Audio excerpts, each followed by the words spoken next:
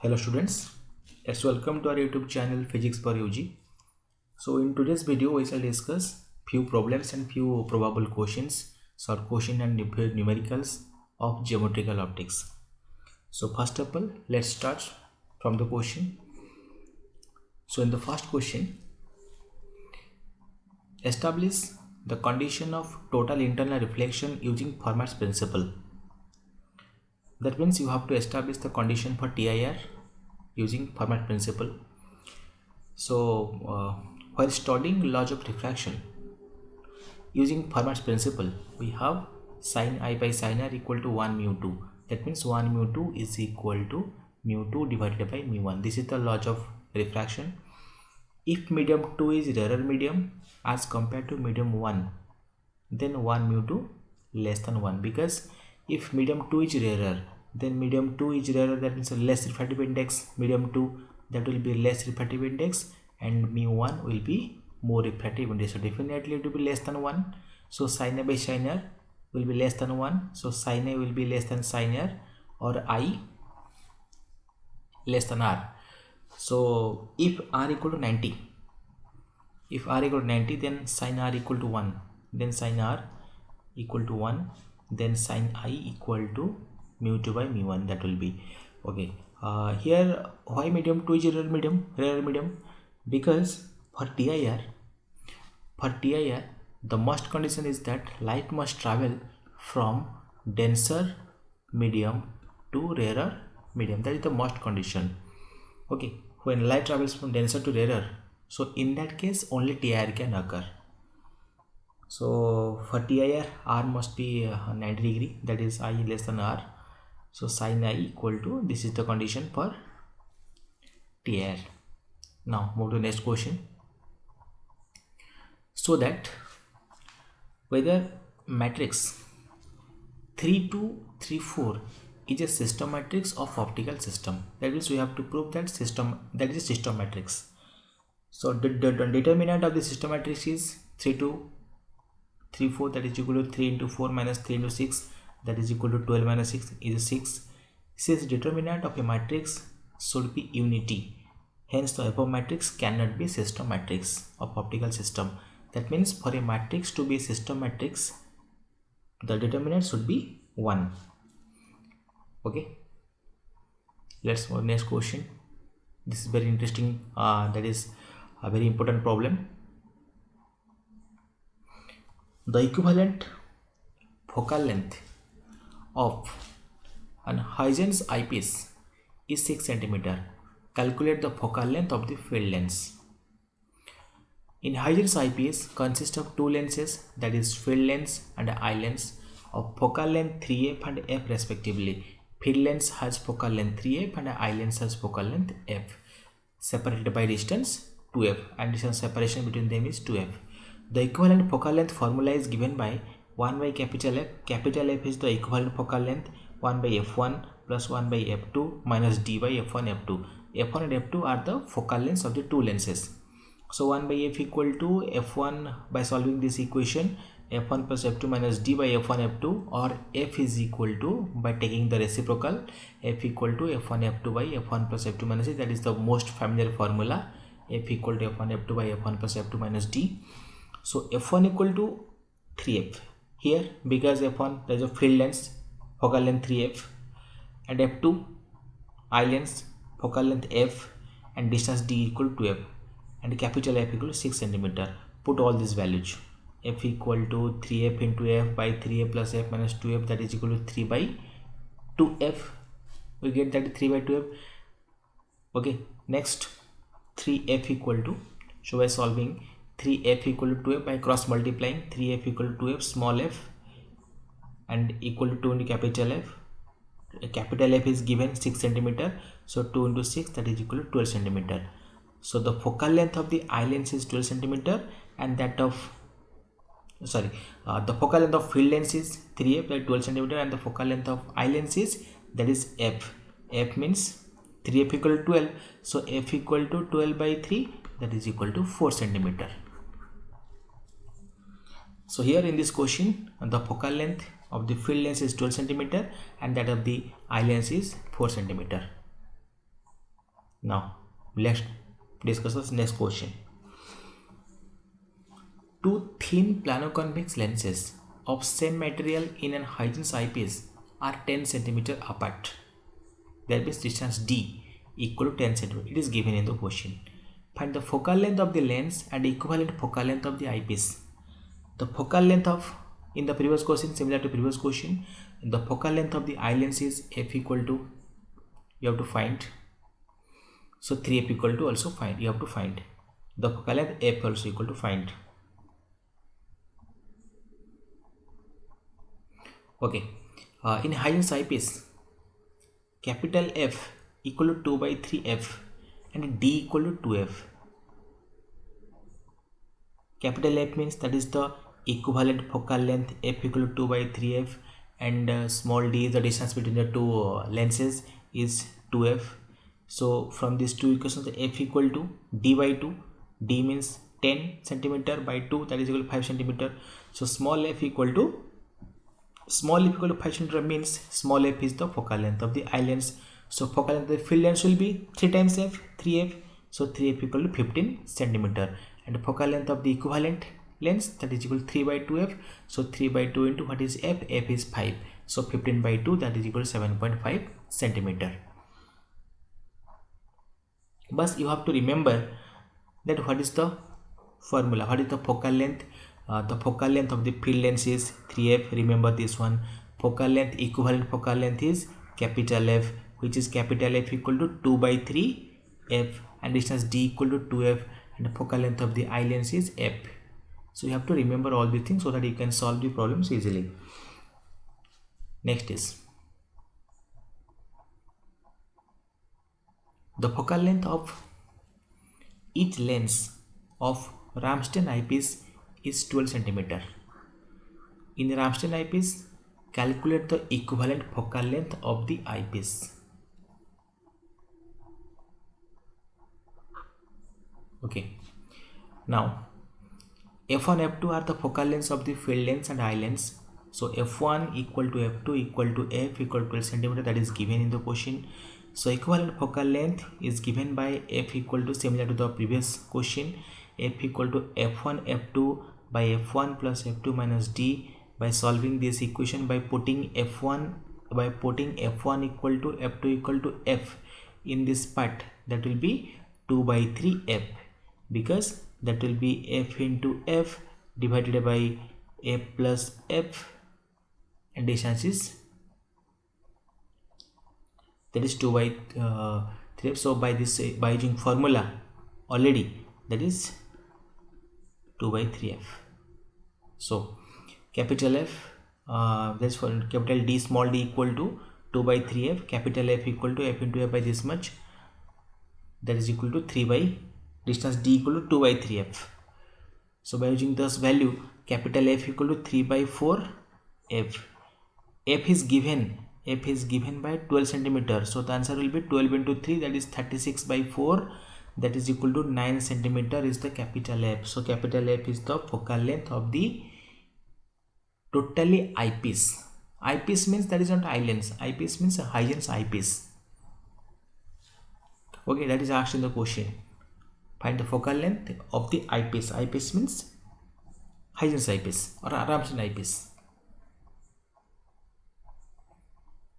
Next question.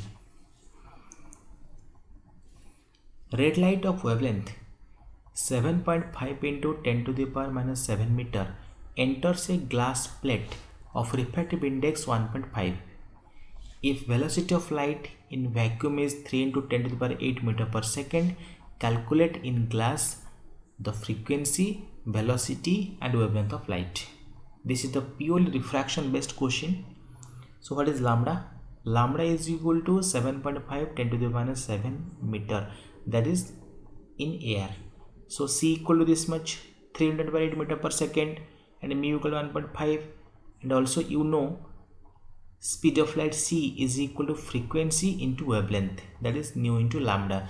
So what is nu? Nu is equal to c by lambda, that is 3 into 10 to the power 8 by 7.5 minus 7, that is 3 by 75. 3 by 75 into 10 to the power 16, that is 10 to the power 8, 10 to the power minus 7 going off, that will be minus 8, that is 8 plus 7, 15. So from 7.5, that is 75 by 10, so that will be 10 to the power 16. So 3 by 75 means 1 by 3 by 75 means 1 by 25, so 1 by 25 equal to 0.04.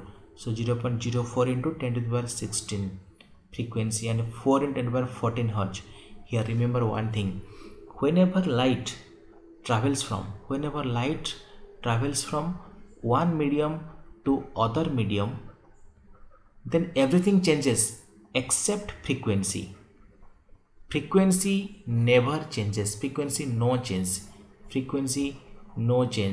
because frequency is the characteristics of the source and not the path or not the medium. But during refraction, when light travels from one medium to other medium, the light undergoes a change in its velocity, in its wavelength and other facts, but frequency remains constant. That's why we use the same formula, nu is equal to c by lambda. Whatever that lambda is in air, so we use that air formula, because nu remains constant. Nu is same for air as well as for glass. That's why we use this formula. So frequency will be nu equal to 4 into 10 to the power 14 Hz. Okay, now what is the refractive index or velocity? Next, into bit 2 we have asked, that is velocity. Find the velocity. Mu equal to c by v.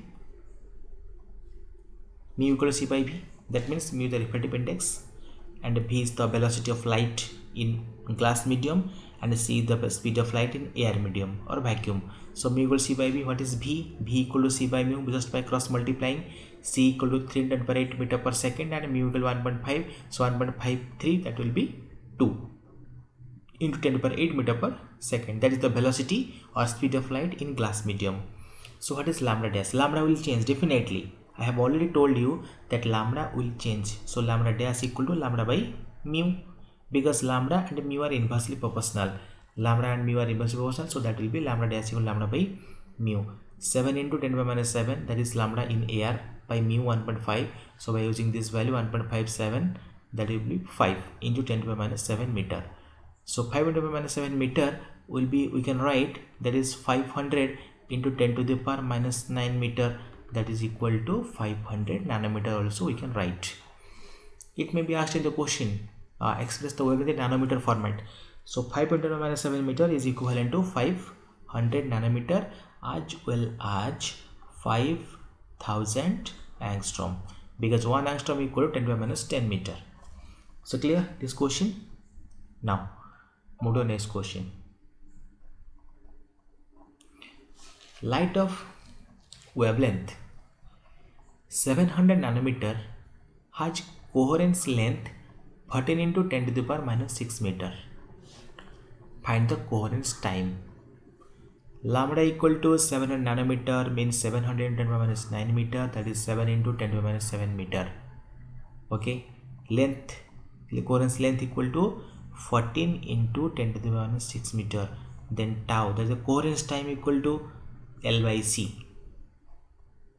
That is L by C. L is 14 into 10 to the power minus 6, that is given, and 3 into 10 to the power 8, that is 14 by 3. 14 by 3 equal to 4.67 into 10 to the power minus 14 second. Here remember, there is no role of the wavelength 700 nanometer, because we have already studied the formula that a coherent length is equal to coherent time into speed of light.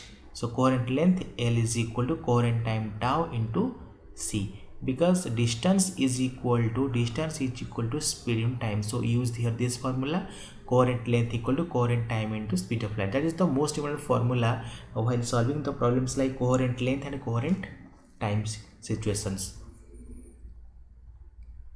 Now after solving these few numericals, let's move to the few short answer type questions.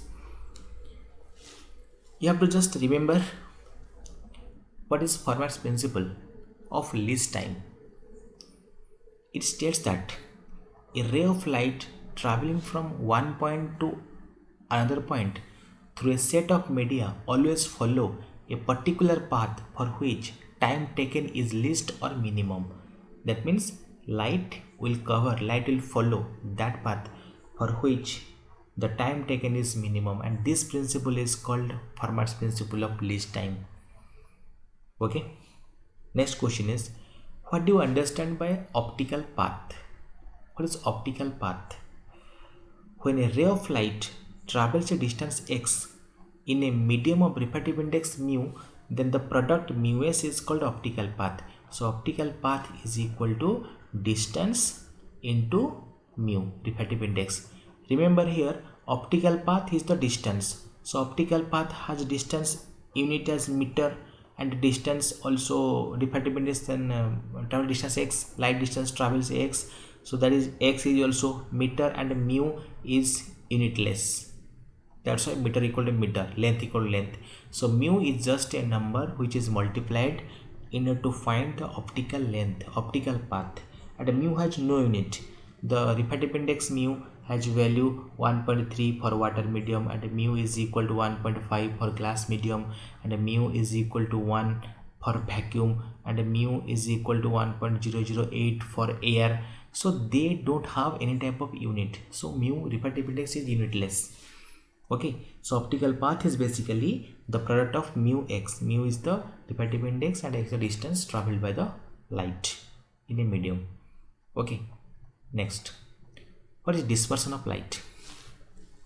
For dispersion, there are many more phenomena of light, such as reflection, diffraction, dispersion, interference, diffraction, polarization. So dispersion.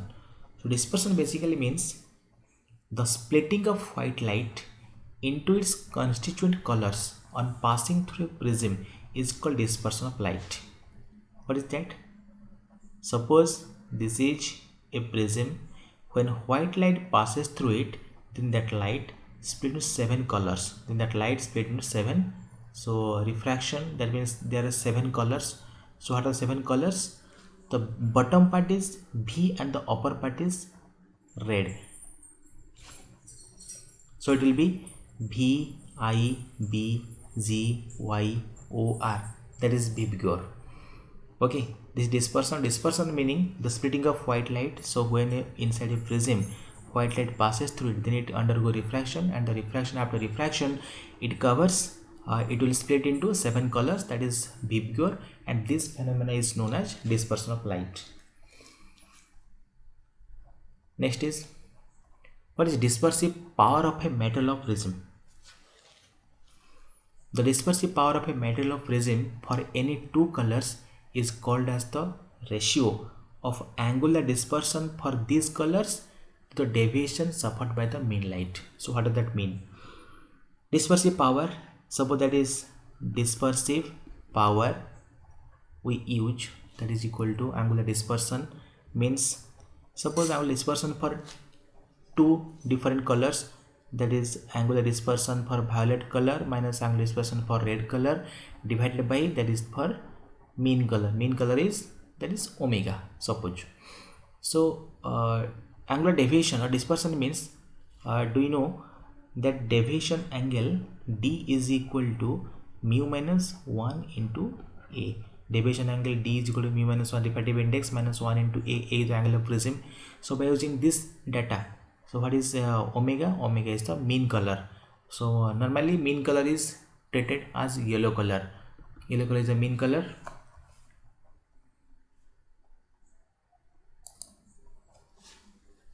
Now let's move to the next question. So next question is, what is an eyepiece? So eyepiece, we have two eyepiece, that is HUYGENS eyepiece, RAMSDEN eyepiece. So it is a device used in microscope or telescope. It consists of two lenses, plano-convex, called field lens and eye lens. It is used to view magnified and a clear image of an object. So eyepiece is of two types, that is HUYGENS eyepiece, RAMSDEN eyepiece, and those eyepieces are consisting of two lenses, plano-convex lenses, and one is called field lens and another is called eye lens. Okay, next question. Write the expression for velocity of electromagnetic waves in vacuum for a free space. The velocity of electromagnetic wave in vacuum or free space is given by C equal to 1 by epsilon naught mu naught root over. What is epsilon naught? Is the permittivity of free space. Permittivity of free space. And what is mu naught? Permeability of free space or vacuum. Okay, that is C, speed of light. So if we use the speed of light in other medium other than air, so that will be V equal to 1 by mu epsilon root over. So these are similar kind of formula. What is mu? Mu is the permeability of the medium and epsilon is the permittivity of the medium. So if we use mu epsilon, that is in the medium, so velocity of light in the medium is V, and definitely always V is less than C, because speed of light C is always greater in air or vacuum than the any other medium. Okay, next question.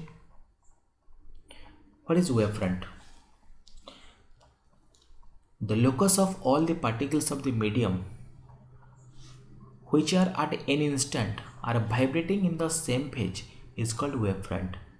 So wavefront is basically, we understand that the front of the wave, how the wave from the front side it looks like. That means the locus of all the particles of a medium. That means whenever a wave travels in a medium, this is the wave travels in a medium, so the locus of all the, this is the particle, this is the particle, this is the particle, this is the particle. So the locus of all the particles vibrating in the same phase. That means all the particles are in the same phase. So this diagram or this picture represents the front of the wave, and that is called the wavefront. Locus means the collection or the group. The locus of all the particles of the medium which at any instant are vibrating in the same phase, and they have all the particles at the same phase. If the phase, if this particle has phase pi, then this has phase pi, this is phase pi, this is phase pi. If so other particle, this is phase 2 pi, so this is called phase 2 pi, this particle is phase 2 pi, this particle is phase 2 pi. So all the collection of particles with phase 2 pi are said to be wavefront, and all the particles with 3 pi by 2 phase are called wavefront. The locus of all the particles vibrating at the same phase are called wavefront. So wavefronts are basically three types. Already we have discussed many times. Three types means one is a spherical wavefront, one is a cylindrical wavefront, and another is a planar wavefront. Spherical wavefront is for a point source of light. Whenever there is a point source of light, it creates a spherical wavefront. Whenever there is a line source of light, it creates a cylindrical wavefront. And when there is the light source comes from infinite length, then that is a plane wavefront. Okay. So next, what are the different types of wavefront? There are three types of wavefront. That is plane wavefront. Already I have told you. Plane wavefront. Plane means for light source at infinite. That is plane wavefront. Cylindrical wavefront, when line source is linear. When line source is linear, it will create cylindrical wavefront. And spherical wavefront means when the source of light is a point source. Okay, in that case it will produce a spherical wavefront. Now move to the next question. What is the image formed in Huygens and RAMSDEN eyepiece? The final image in Huygens eyepiece is convex towards eye, whereas the final image in RAMSDEN eyepiece is flat. You can easily determine the image, and you can easily find the image in the optical ray diagram. Okay. Next, write the optical phenomena the Fermat principle can explain. The Fermat principle says lays emphasis on rectilinear propagation of light and explains the following phenomena. What type of phenomena Fermat principle explains? The rectilinear propagation of light, that means light travels in a straight path. Rectilinear means linear propagation, that means light travels in a straight path. That also explained by the Fermat principle. And also reflection of light, already you have proved by using Fermat's principle. Reflection of light can be proved, and refraction of light by using Fermat principle you have to prove refraction of light. So these three properties like rectilinear propagation of light, reflection and refraction of light can be explained by using Fermat principle. So next is name the optical phenomena Fermat's principle fails to explain. So what are the different phenomena that Fermat principle cannot explain? So fails to explain: interference, polarization of light, diffraction. So interference, diffraction, polarization are basically the wave optics part, and rectilinear propagation, light, refraction, refraction are the ray optics part. So basically we conclude that Fermat principle explains the ray optics part, and this wave optics part are not explained, cannot be explained by Fermat principle. And for wave optics, Fermat principle is not applicable, and for ray optics, Fermat principle is clearly applicable. Now move to the next question. State Huygens principle of the wave theory of light. There is Huygens eyepiece as well as Huygens principle. So this is Huygens principle, that is the basic theory of wavefront. So what is the Huygens principle? First read the lines and I will explain after that. Every point on a primary wavefront act as a source of new disturbance called secondary wavelets. The secondary wavelets spread out in all directions in the medium with the velocity of light. So the envelope of these wavelets in the forward direction at an instant give the new wavefront called secondary wavefront at that instant. Suppose there is a source of light, there is some spherical wavefront. Suppose this is the spherical wavefront and this wavefront is, and this is primary wavefront. On this primary wavefront, every point on this primary wavefront sends disturbances. So this is primary wavefront, this is sends disturbances. Primary wavefront sends disturbances. Primary wavefront sends disturbances. That means, first look at the first point. Every point on primary wavefront act as a source of new disturbance called secondary wavelets. So every point on this primary wavefront act as new disturbance. That means from those points lights can be propagated to every directions. So these small circles are called secondary wavelets. Secondary wavelets. The secondary wavelets spread out in all directions in the medium with the velocity of light. So the envelope of these wavelets in the forward direction. So from this source point, this is the forward direction. So in this direction, this is the envelope. Envelope means that is covered. Envelope, we know there is a cover. If this is the cover, this is the envelope. This envelope is called as secondary wave front. So the envelope of these wavelets, that means the tangent envelope to the wavelets in the forward direction at any instant of time and give new wavefront, and this is called secondary wavefront. So basically, initially the single line is the primary wavefront, and on this primary wavefront there are multiple points and each point spreads disturbances in all directions. So the tangent envelope to the wavelets means secondary wavelets in the forward direction is called secondary wavefront at that instant. So this is all about the Huygens principle. If Huygens principle is asked in the question and you have to write these 3 points and then you have to draw the diagram, optical diagram, because primary secondary wavelets and secondary wavefronts are very important. You need to explain, you have to draw the figures. Now next question, what is temporal coherence and what is spatial coherence? Temporal coherence means time related coherence and spatial coherence means space related coherence or place related coherence. Temporal means time and spatial means space. So coherence means same phase or constant phase or zero phase difference. If two light sources have zero phase difference or a constant phase difference, then they said to have coherent. Temporal means with time and spatial means with space. So let's look at what is temporal coherence.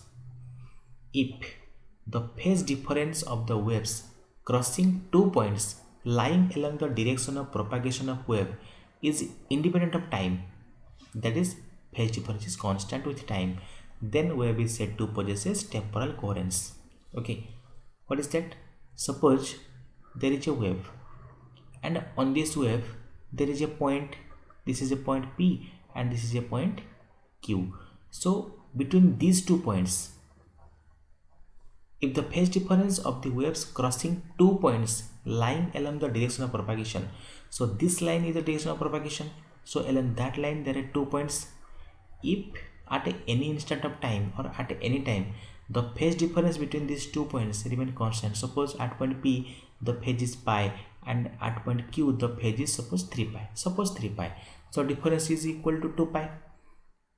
So if after some time the phase difference is also 2 pi, after suppose 5 minutes the phase difference is also 2 pi between P and Q, after 10 minutes the phase difference is also 2 pi, that is between P and Q. So this type of situation is the phase difference is independent of time, and this is called temporal coherence. What is spatial coherence? Spatial coherence is also known as lateral coherence. Lateral means, and for a wave, this is the longitudinal and this part is the lateral part. That means this is just opposite, laterally coherent, and the previous one is the temporally coherence, means along the same direction, that is coherent, and lateral means perpendicularly coherent.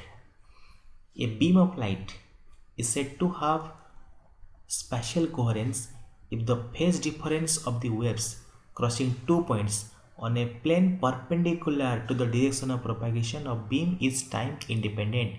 That means, so this is one wave and this is another wave. Suppose we draw a plane, perpendicular to these 2 waves. There are 2 points suppose, and for 2 points P and Q, if the phase difference remains constant with time, then this is called spatial coherence. So spatial coherence means also known as lateral coherence. So in this type of coherence, the waves crossing 2 points on a plane perpendicular to the direction of propagation, that means this is direction of propagation and this plane is the perpendicular to direction of propagation. So on this plane there are 2 points P and Q, so in between these 2 points the phase difference remains constant. This is called spatial coherence. Okay, clear? Now next question, what do you understand by coherence length and coherence time? What is the relation between them, coherence length and coherence time? So coherence length is the average time for which the field remains sinusoidal, means this is the graph of sinusoidal, sine graph, that is sinusoidal graph. So the field remains sinusoidal, that is for a definite phase relationship exists, is called coherence time. That means the time, basically coherence time means the time up to which the wave remains as coherent. That means it has a definite phase relationship, that means there is a constant phase difference, and for that time the time is called coherence time. What is coherence length? The corresponding distance for which the field is sinusoidal. Sinusoidal means sine wave type graph. The distance for which the field is sinusoidal is called coherence length. That means up to which the wave remains sinusoidal or the wave maintains a definite phase, that is coherence length. So what is the formula? Coherence length equal to coherence time into speed of light or velocity of light.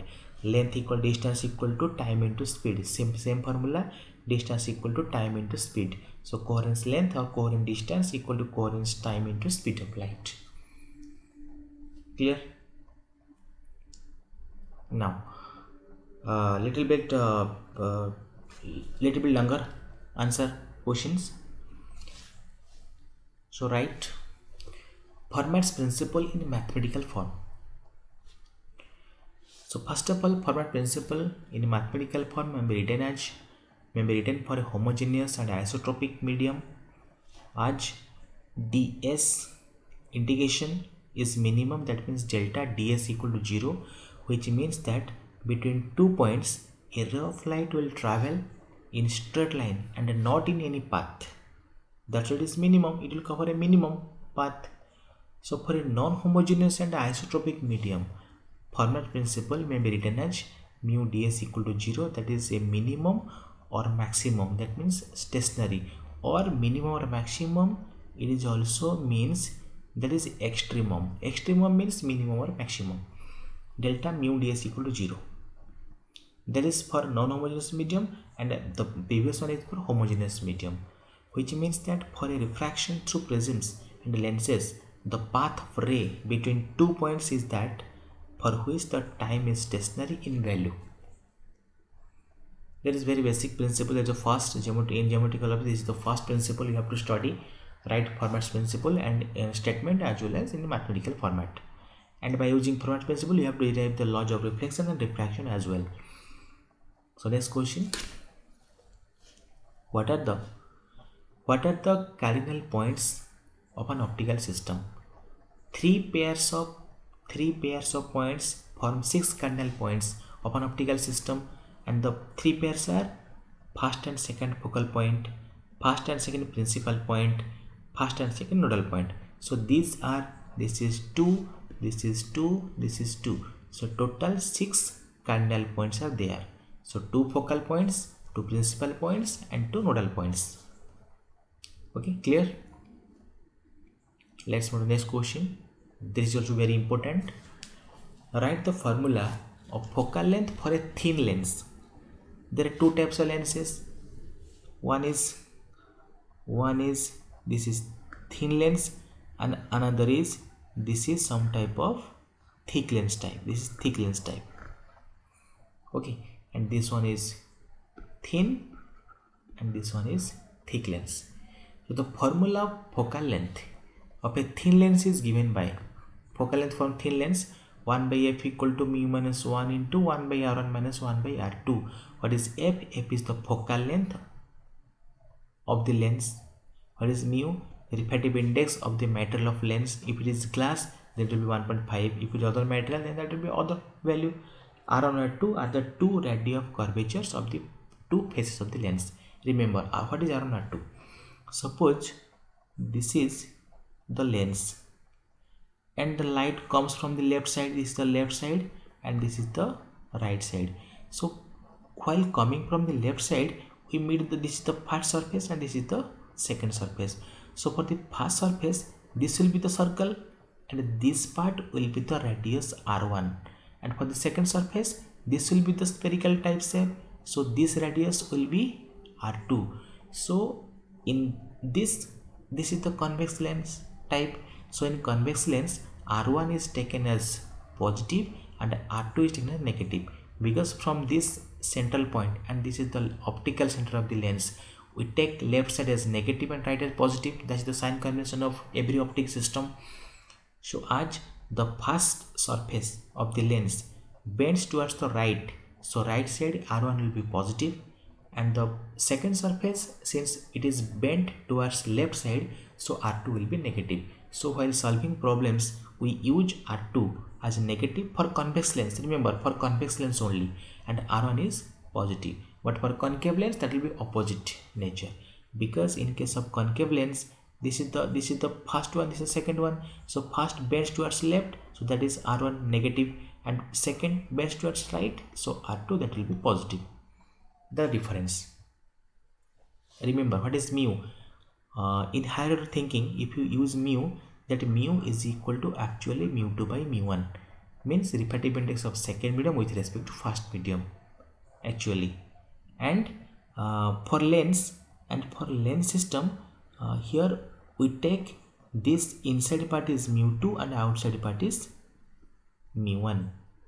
So every case, if the outside medium is air, then air refractive index is 1, so that is mu2 by mu1 will be equal to only mu2. If this is mu1 is 1, so use only mu is used here. That means the surrounding medium of the lens is air medium, nothing else. If that is some other medium like water or like any other thing, then that will you have to put mu2 by mu1.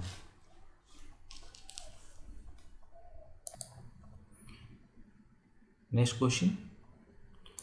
Now write the formula of focal length of a thick lens. For a thick lens, that lens is thicker, so that means it has some thickness. So 1 by f equal to mu minus 1 into 1 by r1 minus 1 by r2 plus t by r1 r2 into mu minus 1 by mu. So similar expression, r1 r2 are the radius of curvature of the two surfaces of the lens, and t is the thickness of the lens, mu is the refractive index of the material of the lens, and f is the focal length. So this formula, if we use t equal to 0, if we use t equal to 0 for a thin lens, then the formula will be completed here. So the formula will be mu minus 1 into 1 by r1 minus 1 by r2, the exact formula for thin lens, because we use t equal to 0 for a thick lens. Now calculate the equivalent focal length of Huygens eyepiece. This is an important question, how to calculate, theoretical question. The focal length of equivalent is given by f equal to f1 f2 by f1 plus f2 minus d. This formula is applicable everywhere. Also this is applicable for Huygens eyepiece, for RAMSDEN eyepiece. That means every lens system at which there is a distance separation. Okay, when there are two lenses and these two lenses are in contact with each other, then distance d will be equal to 0. So the equivalent focal length formula will be modified, f is equal to f1 f2 divided by f1 plus f2. If it is d, then that will be minus d. If it's no d, no distance, then that will be this formula. Okay, where f1 and f2 are the focal lengths of the two lenses and separated by distance d. So Huygens eyepiece, f1 equal to focal length, first one 3f, f2 is the f and distance d equal to 2f. So net focal length will be 3f into f by 3f plus f minus 2f, that is equal to 3f square by 3f plus f, that is 4f minus 2f, that is equal to 2f. So 3f square by 2f, that is equal to 3 by 2f. This is the equivalent focal length of the Huygens eyepiece. Now next move to the equivalent focal length of the RAMSDEN eyepiece.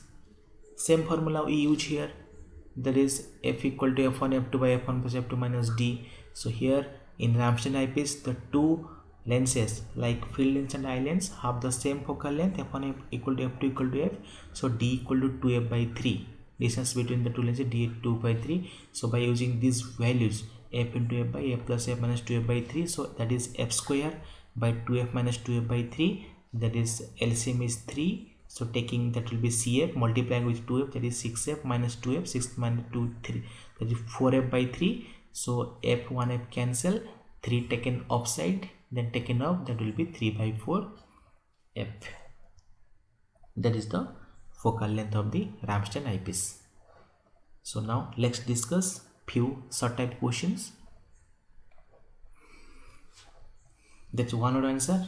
That is I think you can easily answer those questions because I have already many more questions regarding this chapter. So geometrical optics deals with which form of propagation of light? Geometrical optics deals with ray optics. There are two parts, one is ray and there is wave. So ray optics is the part which is discussing geometrical optics.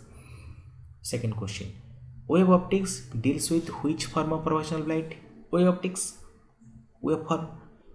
Basically in wave format we deal with interference, diffraction and polarization, but in case of geometrical optics we deal with reflection and refraction. Okay, next, according to Fermat's principle, for refraction through a lens, the path of range of light between 2 points, what is time in value? That is, the time is stationary in Fermat principle. Okay, what next question, what is the time value of refraction through prism for the path of ray of light between 2 points using Fermat principle? That is also stationary time. Okay, can you prove laws of reflection and refraction using Fermat principle? Yes, we have already proved that reflection laws by using Fermat principle. Next, how many pairs of cardinal points are there in an optical system? 3 pairs, but 6 numbers. 3 pairs. In the question it has asked how many pairs, means 3 pairs. 3 principal points, 3 focal points, and 3 nodal points. There are 6 cardinal points are there in an optical system. On which axis of optical system all the 6 cardinal points are situated? There is optical axis, or you can say that is the principal axis. On the principal axis all the cardinal points are situated. A beam of light, next question. A beam of white light on passing through a prism splits up into how many colors? 7 colors. These are V, I, B, G, Y, O, R. I am reminding again, and this type of process is called dispersion. So dispersion is basically the splitting of white light into 7 colors: V, I, B, G, Y, O, R. Violet, indigo, blue, green, yellow, orange, red. So red has the maximum wavelength and violet has the minimum wavelength. So red has the minimum frequency and violet has the maximum frequency. And here yellow color is the main color. Remember, green is not main color, yellow is the main color, because main color means as per the wavelength. If you take the mean value of wavelength from violet to red color, then the mean value matches with the yellow color. That's why yellow color is the main color. But actually green color lies in between, because green color left has 3 colors, right has 3 colors. The green color should be, but green color is not the main color, because yellow is the main color and yellow has the mean wavelength. Okay, next question. Whether the field of view is small or large for eyepiece. Eyepiece, the field of view is definitely large, because we magnify the image, we see the image in a magnified format. That's why the image view is large. Okay, Huygens eyepiece consists of which type of two lenses made of the same material? What type of lenses are used? Plano-convex, everywhere plano-convex. This is plano-convex, this is plano-convex. Remember, this lens is biconvex and this lens is this lens is biconcave, and suppose if we use this lens, this is convex or concave. Okay, so in eyepiece we use plano-convex lenses. Next question. How many times is the focal length of field lens that of eye lens in case of Huygens eyepiece? In case of Huygens eyepiece, one focal length is f, another is 3f. So field lens is 3f and eye lens is f. So 3f is, that is 3 times more. Next question. If f is the focal length of eye lens, then what is the distance between field lens and eye lens in case of Huygens eyepiece? There is already 2f. Already we have derived this formula. What is the focal length of field lens and eye lens in RAMSDEN eyepiece? Same focal length, that is f, same focal length. How much is the distance between field lens and eye lens in RAMSDEN eyepiece? If f is the focal length of the eye lens, then the distance between the field lens and eye lens is, that is 2 by 3f. Remember this formula, 2 by 3f. Which eyepiece is very useful when crosswire or some measuring scale are desired in eyepiece? So useful means RAMSDEN eyepiece. A point source of light produces which type of wavefront? Spherical. Point source, spherical. Line source, cylindrical. Infinite source, planar. Clear? Cylindrical wavefront is produced by which source of light? Linear source of light. Parallel rays of light in same direction represent which type of wavefront? Plane wavefront. Changing electric and magnetic fields produce which type of waves? Electromagnetic waves. There are different types of waves. So electric and magnetic fields creates electromagnetic waves. Who discovered wave theory of light? Huygens. That's why we have the first theory of Huygens principle in wave theory of light. Before studying interference diffraction, we use the first theory, that is the Huygens principle. Okay, and by using Huygens principle, first we derive the laws of reflection and diffraction. Huygens could not explain which optical phenomena of light? Polarization. Okay, polarization can be explained only on which type of wave motion of light? Transverse wave. So only transverse wave, for transverse wave only polarization can be explained. What is the time interval over which the phase of a sinusoidal wave is constant called coherent time.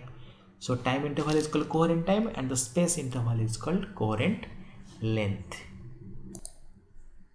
Now let's discuss about few fill in the blanks type questions. So first one,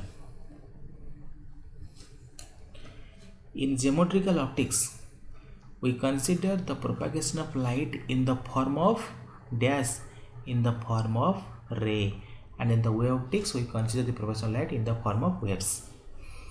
The reflection is the process involved in dash optics, in ray optics, or in geometrical optics. In physical optics, the size of obstacle or object is almost comparable to dash of light used, comparable to wavelength, that is lambda of light used.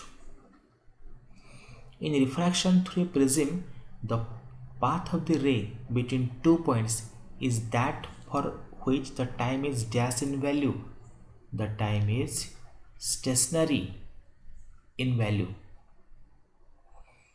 Law of reflection can be proved using dash principle, that is Fermat's principle. There are 6 dash points, there are 6 cardinal points of an optical system. All the cardinal points are situated on dash axis of the system, on optical axis of the system.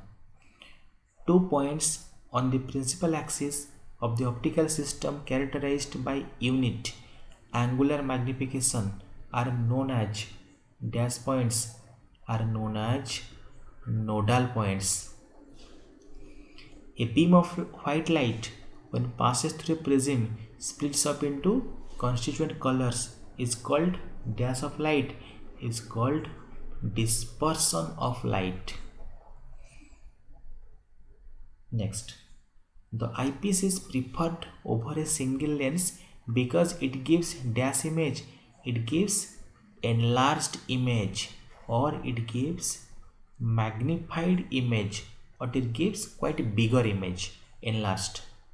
Single lens. Okay. Next question, the image produced by eyepiece is free from dash and dash aberrations, is free from chromatic and spherical, chromatic and spherical aberrations. In Huygens eyepiece, the image formed by objective lens lies between the field lens and dash. Field lens and definitely that will be eye lens. Eye lens. Now next question, in RAMSDEN eyepiece, the image formed by objective lens is in dash of the field lens, is in front of the field lens, is in front of the field lens. The electromagnetic theory of light was invented by, electromagnetic theory invented by that is Maxwell. Maxwell is the first who discovered the electromagnetic theory of light. Maxwell's electromagnetic theory, Maxwell's equations, Maxwell. Okay. Electromagnetic theory of light failed to explain, the theory failed to explain the phenomenon of dash emission, that is photoelectric emission, photoelectric effect, because photoelectric effect explains the particle nature of light, but other independent definition are the wave nature of light. So next question, an arrow done normal to the wavefront and pointing in the direction of propagation of light represents a dash of light, that is a ray of light. Definitely whenever we draw, this is the wavefront, this is the wavefront, and this is the ray, and this is the ray, and a ray is definitely perpendicular to the wavefront, so a ray of light is perpendicular to the wavefront. Next, a wavefront representing parallel beam of light is a dash wavefront, is a plane wavefront. Plane means parallel wavefront, parallel beam of light, plane wavefront. A wavefront representing converging or diverging beam of light is a dash wavefront, is a spherical wavefront, because spherical means from a light source it goes away, it goes away, it goes away, it goes away. So this is a spherical wavefront, so that is converging or diverging case. According to Huygens principle, every point on the given primary wavefront act as a source of new disturbance called dash wavelets, called secondary wavelets. In Huygens principle, called secondary wavelets. So next is, according to Huygens principle, the envelope of secondary wavelets in the forward direction at any instant gives secondary wavefront, at that instant. Already we have discussed in Huygens principle. Okay, I hope this is one type of revision that you have already studied, geometrical optics part. Now if you have any doubts, if you need anything more extra, then give in the comment box. And thank you. And if you like this video, then subscribe the channel, like the channel, and share the video. Thank you all.